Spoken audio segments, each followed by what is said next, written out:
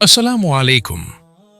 আপনি কি কখনো ভেবে দেখেছেন কেন বিশাল এই চাঁদ আকাশ থেকে পড়ে যায় না, কিংবা কেন এটি প্রতিদিন তার আকৃতি পরিবর্তন করে ঠিক একটি শুকনো খেজুরের ডালের মতো বেঁকে যায়?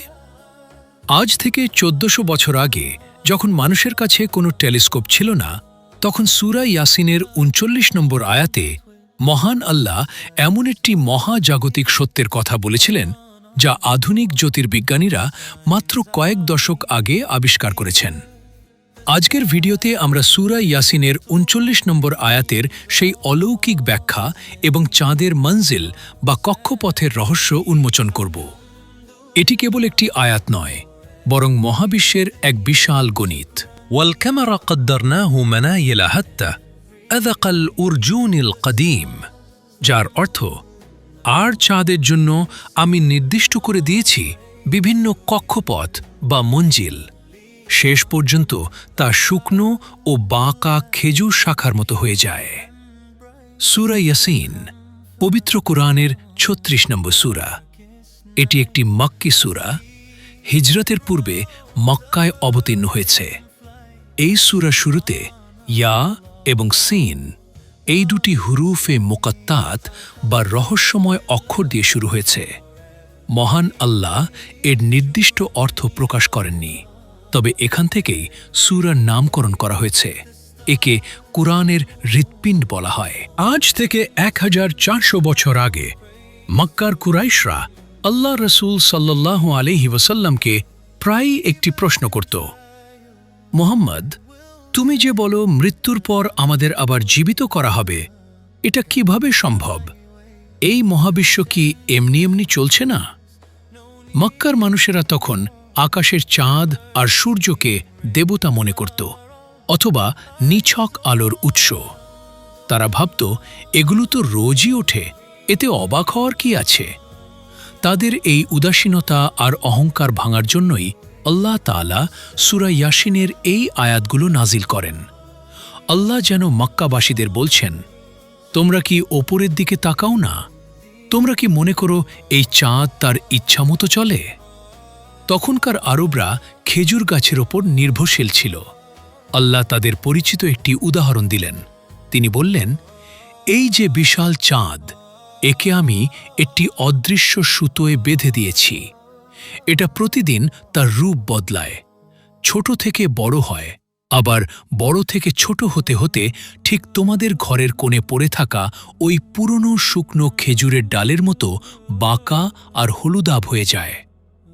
আল্লাহ কাফেরদের বোঝালেন, যে চাঁদকে তোমরা প্রতিদিন দেখেও দেখছ না, তার প্রতিটা সেকেন্ডের হিসাব আমি আল্লাহ রাখি। চাঁদ তার সীমানা অতিক্রম করে না, সূর্য তার কক্ষপথ ছাড়িয়ে যায় না। যদি এই মহাবিশ্বের চাঁদ সূর্য এত নিখুঁত নিয়ম মেনে চলতে পারে, তবে তোমাদের মৃত্যু আর পুনরুত্থান কেন অসম্ভব হবে? এই আয়াতটি যখন মক্কার কাফেররা শুনল, তারা অবাক হয়ে তাকিয়ে দেখল, আসলেও তো চাঁদ তো ঠিক সেভাবেই বাঁকা হয়ে যায় যেভাবে আল্লাহ বর্ণনা করেছেন। এটি কোনো মানুষের কথা হতে পারে না। এই আয়াতটি নাজিল হয়েছিল মানুষের চিন্তার জগৎকে খুলে দেওয়ার জন্য, যাতে তারা কেবল আকাশের দিকে তাকিয়েই স্রষ্টাকে চিনতে পারে। আয়াতের মানাযিলা শব্দের মাধ্যমে কক্ষপথের নিখুঁত অঙ্ক বোঝানো হয়েছে। আল্লাহ বলছেন, আমি চাঁদের জন্য মঞ্জিল নির্ধারণ করেছি। পৃথিবী থেকে আমরা চাঁদকে প্রতিদিন একই জায়গায় দেখি না, কখনো একটু ডানে, কখনো বামে।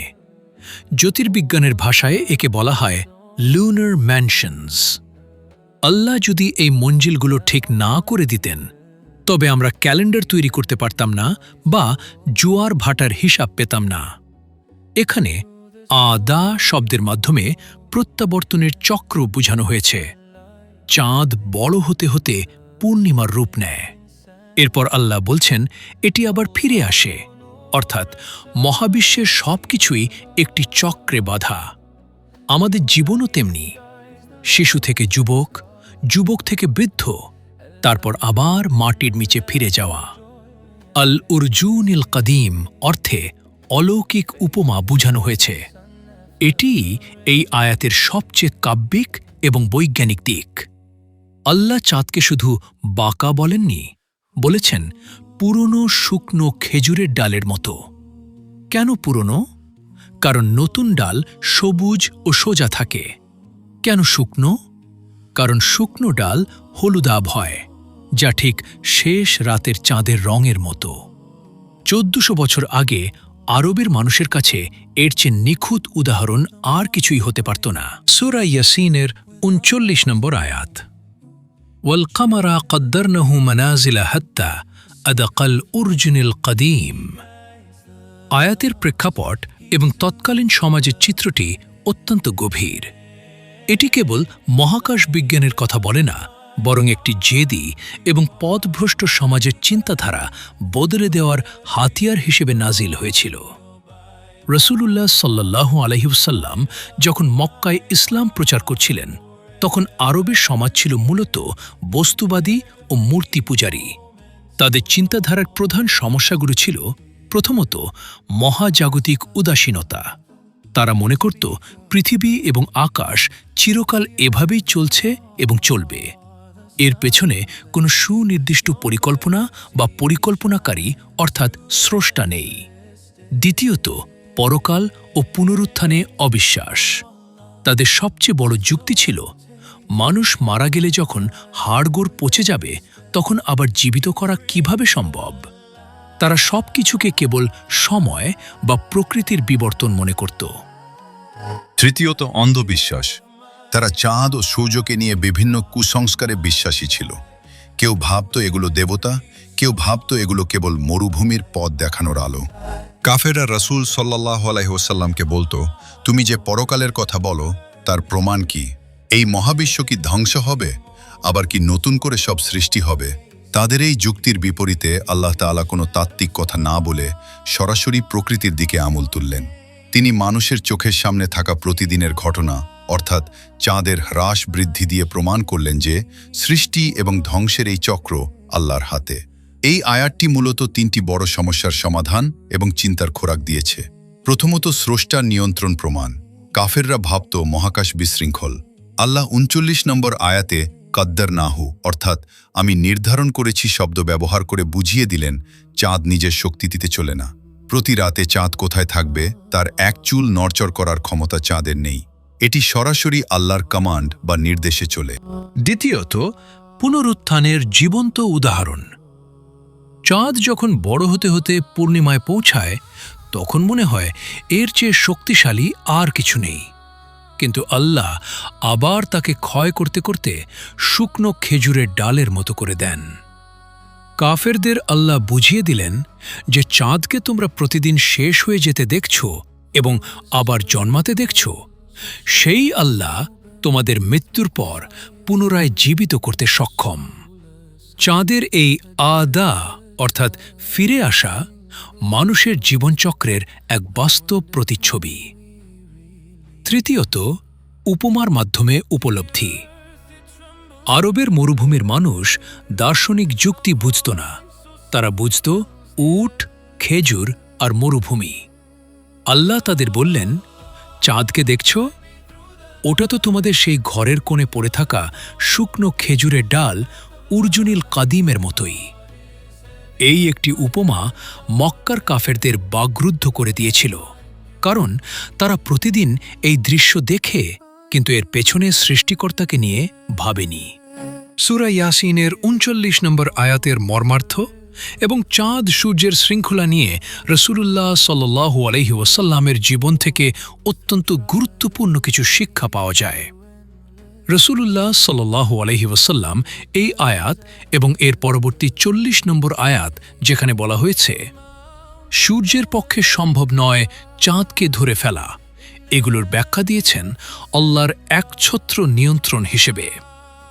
ইমাম বুখারী ও মুসলিম বর্ণনা করেছেন, একবার সূর্যাস্তের সময় রাসূল সাল্লাল্লাহু আলাইহি ওয়াসাল্লাম আবু জার রাদিয়াল্লাহু আনহুকে জিজ্ঞেস করলেন, তুমি কি জানো এই সূর্য কোথায় যায়? আবু জার রাদিয়াল্লাহু আনহু বললেন, আল্লাহ তার রাসূলই ভালো জানেন। তখন রাসূল সাল্লাল্লাহু আলাইহি ওয়াসাল্লাম ব্যাখ্যা করলেন যে এগুলো প্রতিদিন আল্লাহর আরশের নিচে গিয়ে সিজদা করে এবং পুনরায় উদিত হওয়ার অনুমতি চায়। আয়াতের মানাজিলা অর্থাৎ কক্ষপথ শব্দের বাস্তব প্রয়োগ আমরা দেখি হিজরি মাস গণনায়। রসুল সাল্লাল্লাহু আলাইহি ওয়াসাল্লাম বলেছেন, তোমরা চাঁদ দেখে রোজা রাখো এবং চাঁদ দেখে রোজা ভঙ্গ অর্থাৎ ঈদ করো। যদি আকাশ মেঘাচ্ছন্ন থাকে তবে ৩০ দিন পূর্ণ করো। এটি সহিহ বুখারী ১৯০৯ নম্বর হাদিস। আল্লাহ এই আয়াতে চাঁদের যে কক্ষপথ নির্ধারণ করেছেন তার মূল উদ্দেশ্য যে মানুষের ইবাদতের সময় নির্ধারণ করা। রসূল সাল্লাল্লাহু আলাইহি ওয়াসাল্লাম এই হাদিসের মাধ্যমে মাস গণনার ভিত্তি অর্থাৎ চাঁদ দেখা তা স্পষ্ট করেছেন। রসূল সাল্লাল্লাহু আলাইহি ওয়াসাল্লাম চাঁদের পর্যায়ক্রমিক পরিবর্তনকে ঈমানের একটি বড় নিদর্শনের সাথে তুলনা করেছেন।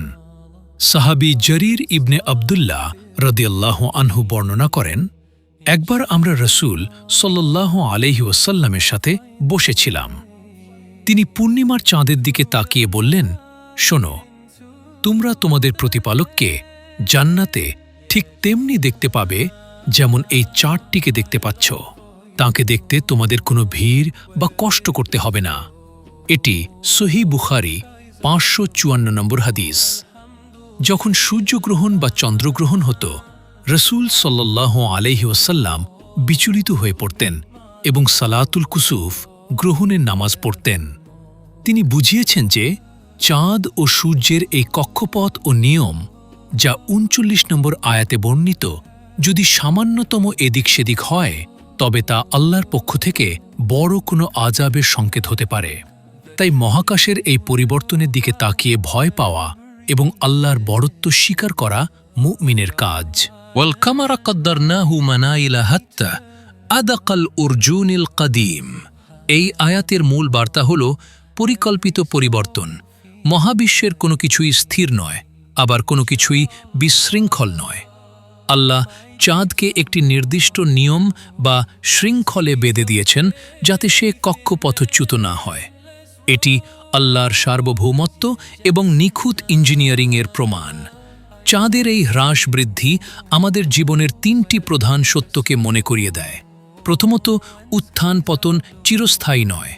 চাঁদ যেমন আমাবস্যার অন্ধকার থেকে পূর্ণিমার আলোতে আসে, আবার ক্ষয়ে গিয়ে শুকনো ডালের মতো হয়ে যায়। আমাদের জীবনের সুখ দুঃখ তেমনি।